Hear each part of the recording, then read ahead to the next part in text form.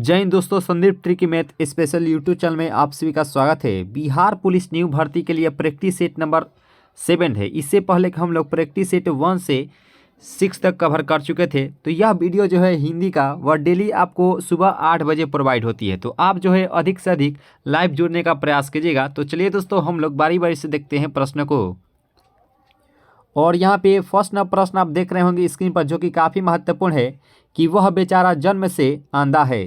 काले खंड के स्थान पर दूसरा शब्द प्रतिस्थापित करें। A B C D 4 option आपको दिया गया है। इस काले स्थान पर क्या हम लोग को भरना चाहिए? तो जो भी दोस्त ऑप्शन नंबर ए के साथ जा रहे हैं यानी कि जमनान, उनका राइट आंसर हो जाएगा ऑप्शन नंबर ए। काले स्थान पर यही ऑप्शन नंबर जो ए है वह भरेंगे। और आइए नेक्स्ट प्रश्न में देखते हैं। और आप सभी जो है अधिक से अधिक आंसर जरूर बताने का प्रयास कीजिएगा। और यहाँ पे प्रश्न है कि जिसकी उत्पत्ति स्वभागवत न हो, वाक्यांश के लिए उपयुक्त शब्द क्या होगा? कृत्रिम, प्राकृतिक, अंडज या आनुवंशिक। तो यहाँ पे इस प्रश्न का राइट आंसर क्या होगा कि जिसकी उत्पत्ति स्वभागवत न हो, वाक्यांश के लिए उपयुक्त शब्द क्या होगा? तो ये जो होता है वह कृत्रिम होता है, यानी कि जो ऑप्शन नंबर जो ए है इस प्रश्न का राइट आंसर हो जाएगा। और जो भी दोस्त नए जुड़े होंगे चैनल से वो जरूर ही सब्सक्राइब कर लीजिएगा। आपको डेली प्रोवाइड होती है वीडियो सुबह 8 बजे। और यहाँ पे है कि पर्यायवाची शब्द की किन्हीं जोड़ी बताएं। तो यहाँ पे जोड़ी बताना है कि कौन सा है जो कि पर्यायवाची शब्द में सही जोड़ी हो जाएगा। तो भौरा और अली जो होता है ये सही जोड़ी हो जाएगा। ऑप्शन नंबर जो यहाँ पे जो ए ऑप्शन है इस प्रश्न का राइट आंसर हो जाएगा ऑप्शन नंबर ए। आइए दोस्तों नेक्स्ट प्रश्न को कवर करते हैं। और यहाँ पे बताना है कि विलोम शब्द बताना है। स्वास्थ्य का विलोम शब्द क्या होता है? तो यहाँ पे 4 ऑप्शन आपको दिया गया है। स्वास्थ्य का विलोम शब्द क्या होता है? तो जल्दी से कमेंट बॉक्स में बता दीजिए कि स्वस्थ का क्या होगा। तो यह रुग्ण हो जाएगा, यानी कि जो डी ऑप्शन है इस प्रश्न का राइट आंसर हो जाएगा ऑप्शन नंबर डी दोस्तों। और ये जो तीनों है ये सभी स्वस्थ ही होते हैं, यानी कि पर्यायवाची शब्द ही होता है, याद रखिएगा। और यहाँ पे है कि सही बर्तनी वाले शब्द का चयन करें, यानी कि सुषमा का सही बर्तनी इनमें से कौन सा है? 4 ऑप्शन आपको दिया गया है। चारों ऑप्शन में से कौन सा जो ऑप्शन है वह सही आंसर हो जाएगा। तो देखिए सुषमा यह इस प्रकार से लिखा जाता है। इसमें पेटकाटा सा यानी कि मूर्धन्य सा इसमें होता है। तो यहाँ पे किस ऑप्शन में है? तो ये ऑप्शन नंबर डी में ही दिया गया है, जो कि राइट आंसर हो जाएगा ऑप्शन नंबर डी। डी के साथ जो भी दोस्त गए हैं उनका राइट आंसर हो जाएगा। आप जो है अधिक से अधिक आंसर बताने का प्रयास कीजिएगा, क्योंकि इससे जो है आपकी प्रैक्टिस भी हो जाएगी और आप पूर्णतः कन्फर्म हो जाएंगे 1 नंबर के लिए। और यहाँ पे है कि पल्ला पकड़ना मुहावरे का सही अर्थ क्या होता है? यहाँ पे बताना है कि पल्ला पकड़ना मुहावरे का सही अर्थ क्या होगा। तो यहाँ पे 6 का जो भी दोस्त ऑप्शन नंबर यहाँ पे बी बता रहे हैं उनका राइट आंसर हो जाएगा सहारा लेना, यानी कि जो बी ऑप्शन है इस प्रश्न का सही आंसर हो जाएगा। नहीं होता है कि हम लोग जब गिरते हैं तो कुछ पकड़ लेते, तो वहीं पे दर्शाया गया कि पल्ला पकड़ना मुहावरे का जो सही अर्थ हो जाएगा वह सहारा लेना। आइए दोस्तों नेक्स्ट प्रश्न को कवर करते हैं। और यहाँ पे बताना है कि नीचे दिए गए शब्द एक शब्द के लिए बताना है, यानी कि जो कुछ नहीं जानता हो उसे क्या कहते हैं? तो यहाँ पे बताना है कि जो कुछ ना जानता हो उसके लिए क्या कहेंगे। तो 4 ऑप्शन आपको दिया गया है। चारों ऑप्शन में से कौन सा जो ऑप्शन है वह सही आंसर हो जाएगा। तो देखिए दोस्तों, जो कुछ नहीं जानता है उसे हम लोग क्या कहते हैं? तो उम्मीद करते हैं आप सभी के जो हो वह आंसर आ गया होगा। तो इसे ही हम लोग आसानी में से कहते हैं अज्ञ। और जो सब कुछ जानता है उसे सर्वज्ञ कहते हैं, याद रखिएगा। तो इसका राइट आंसर होगा ऑप्शन नंबर सी।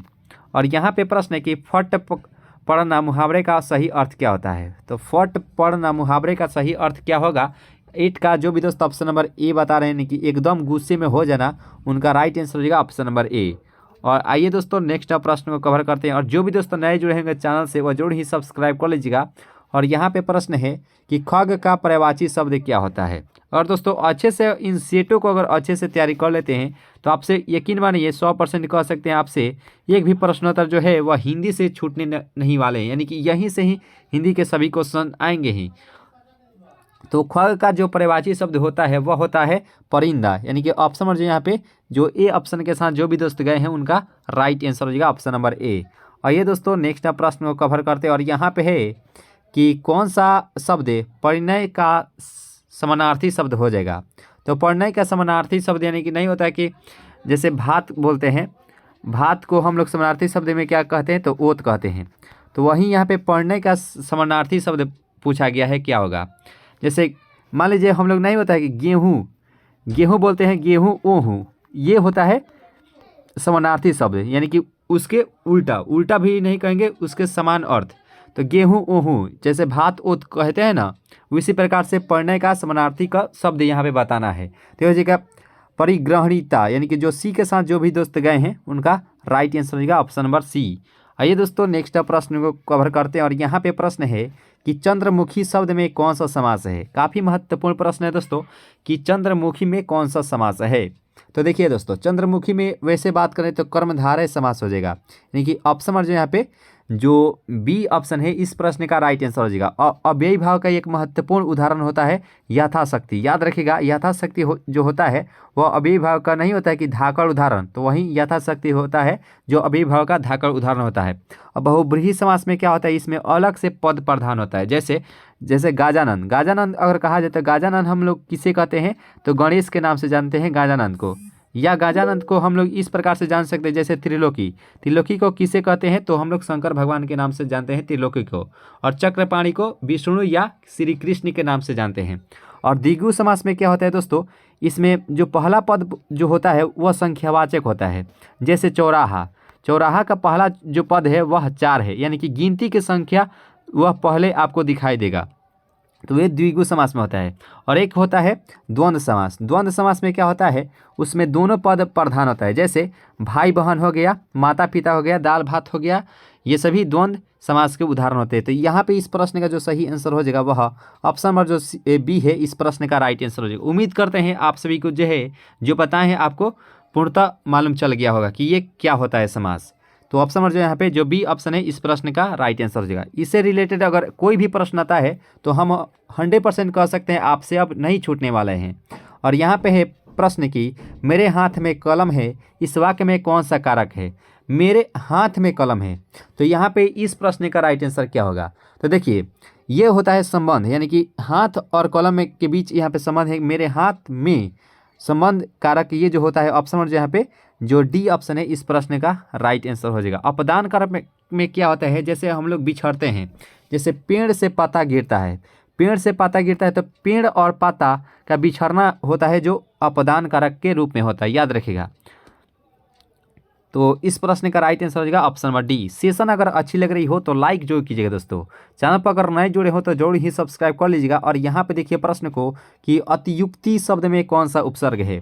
तो हम जानते हैं कि उपसर्ग का पहला पद प्रधान होता है और प्रत्यय का अंतिम पद प्रधान होता है।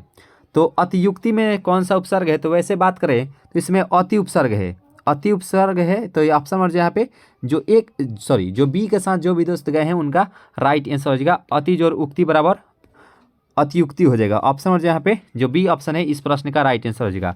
और उक्ति जो होता है वह एक प्रकार का शब्द होता है, याद रखिएगा। मान लीजिए आपसे अगर कहेगा कि विकास में कौन सा उपसर्ग है, तो जल्दी से कमेंट बॉक्स में बताइए कि विकास में कौन सा उपसर्ग है। विकास में कौन सा उपसर्ग है, जल्दी से कमेंट करके बताइए दोस्तों। और यहाँ पे प्रश्न है कि सदस्य का सही संधि विच्छेद क्या होता है। तो देखिए सदस्य का जो सही संधि विच्छेद होता है सजोर उद्देश्य होता है, सजोर उद्देश्य। तो ये ऑप्शन नंबर जो डी है इस प्रश्न का राइट आंसर हो जाएगा ऑप्शन नंबर डी, सजोर उद्देश्य। वैसे आप देख रहे होंगे ये सभी जो है इस प्रश्न देखिए ये सुदेश्य लिखा गया है, लेकिन यहाँ पे आप लोग इसके साथ नहीं जाइएगा, सो के साथ नहीं जाइएगा, क्योंकि ये सजोर उद्देश्य बराबर होता है सुदेश्य, याद रखिएगा। यानी कि अजोर उ बराबर होता है, यहाँ पे बराबर होता है ओ, अजोर उ बराबर होता है ओ। तो यहाँ पे आप देख सकते हैं कि सजोर उद्देश्य बराबर हो जाएगा स्वदेश्य, याद रखिएगा।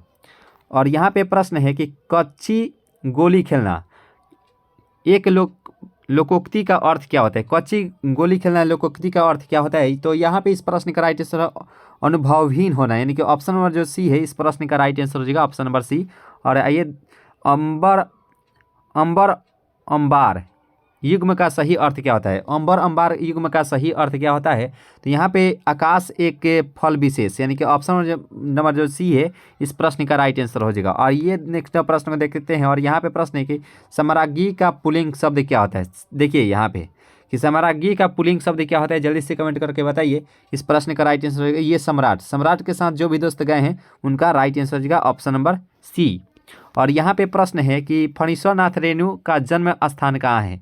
यहाँ पे बता देना कि फणीश्वर नाथ रेणु का जन्म स्थान कहाँ है, 4 ऑप्शन आपको दिया गया है। तो चारों ऑप्शन में से कौन सा जो ऑप्शन है वह सही आंसर हो जाएगा। तो जो भी दोस्तों ऑप्शन नंबर ए के साथ जा रहे हैं उनका राइट आंसर हो जाएगा ऑप्शन नंबर ए।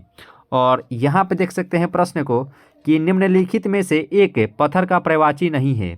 यहाँ पे बताना है कि निम्नलिखित में से एक पत्थर का पर्यायवाची कौन सा जो है वह नहीं आंसर हो जाएगा। तो यहाँ पे 4 ऑप्शन आपको दिया गया है, चारों ऑप्शन में से कौन सा जो ऑप्शन है वह सही आंसर। देखिए पत्थर का प्रस्तर भी होता है, उपल भी होता है, पाहन भी होता है, यानी कि जो सी ऑप्शन है इस प्रश्न का राइट आंसर हो जाएगा, जो कि पत्थर का पर्यायवाची शब्द नहीं होता है। जो भी दोस्तों ऑप्शन नंबर सी के साथ गए हैं उनका बिल्कुल ही सही आंसर हो जाएगा। और यहाँ पे प्रश्न आप देख रहे होंगे स्क्रीन पर, जो कि काफ़ी इंपॉर्टेंट सवाल है एग्जाम व्यू से, कि सूरदास और नंददास की काव्य रचनाओं की भाषा कौन सी है, प्राकृत, ब्रज भाषा, संस्कृत और खड़ी बोली। तो यहाँ पे इस प्रश्न का राइट आंसर क्या होगा कि सूरदास और नंददास की काव्य रचनाओं की भाषा कौन सी है।